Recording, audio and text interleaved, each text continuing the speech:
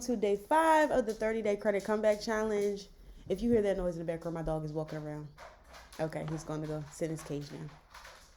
Now he's going to come back out because I said something. All right, anyway.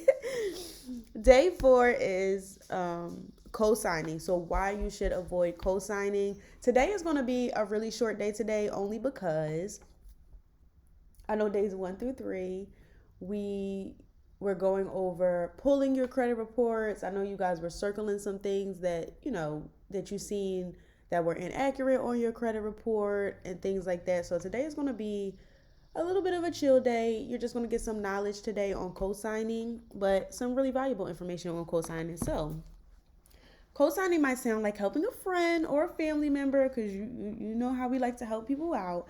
But when we really think about it, it could destroy your credit, and that's what we're going to go over today. Just the pros and the cons, and get you acclimated on what you're getting yourself into when you're co-signing for people. All right. All right. So what is it? What is co-signing? So what exactly is co-signing? So when you co-sign, you're not just putting your name on a piece of paper. You're legally agreeing to be fully responsible for someone else's loan. That means if they don't pay, you are on the hook. That means if they don't pay, you agree and say, okay, well, I'll take it on.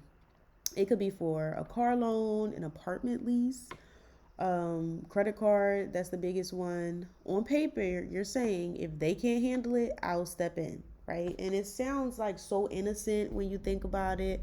Like, okay, no, this person is credible. This person is this person is that. And I know a lot of the times especially for family members and close friends, we have no problem with co-signing. But here's the thing, right? Already one of you have bad credit.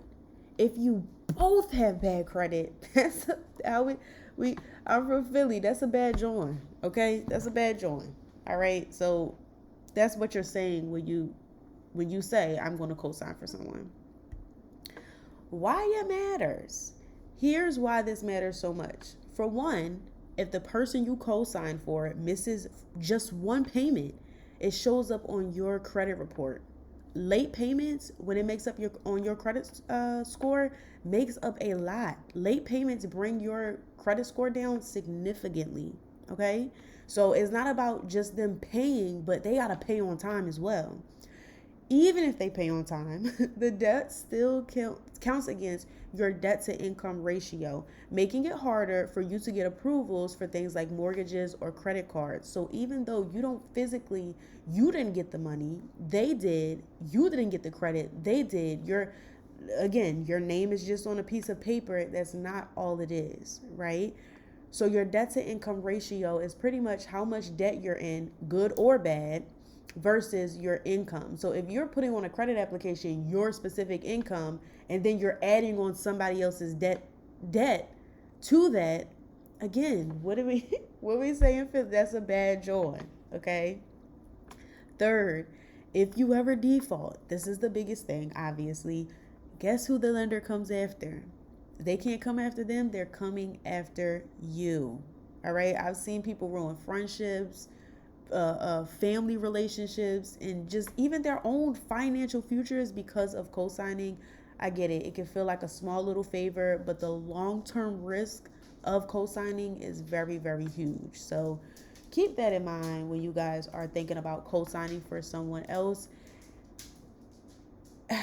because it doesn't always end up pretty. And again, the risk is very, very high. Pro tips. Y'all know not to make, but about to. All right, I gotta go get that. But really, really quick, y'all. Pro tips.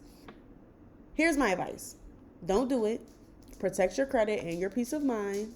But if someone really needs help, these are better options for them that I can suggest. So the first thing is authorized user. And we're going to go over authorized users tomorrow actually. But authorized users on a trusted account, it can lower the risk for you and it still helps them. So maybe that can be an option along those lines. But again, we're going to go over the pros and cons of authorized users tomorrow. Also, share resources like this challenge, okay? So they can build their credit the right way and fix their credit as well, right? This is whatever big purchase that they're committing to, if they're already in such a financial burden now that they need a co-signer, I mean, they need a credit fix. They need to fix their credit. They need to fix their credit and be more responsible. So again, that's the pro tips that I have for you guys today.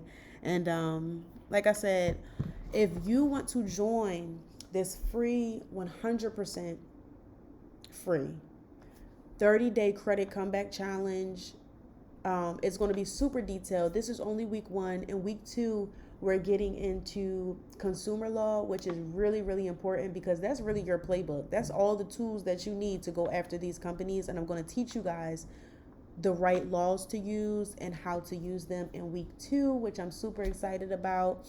Again, if you want plug and play to where, hey, I'm learning the information, but you want the exact templates, the exact strategies, everything that I use, I do have a DIY credit repair kit that is inside of the free community that this 30-day challenge is being hosted in. It's a free community. If you click the link in the description box, you can join at no charge. And yeah, also, if you find that you're liking the community, you're liking the challenge, it's very interactive, it's very informative, make sure you recommend someone to the group so that we can hold each other accountable and get wins. All right, so with that being said, I will see you guys tomorrow for day 5 of the 30-day credit comeback challenge.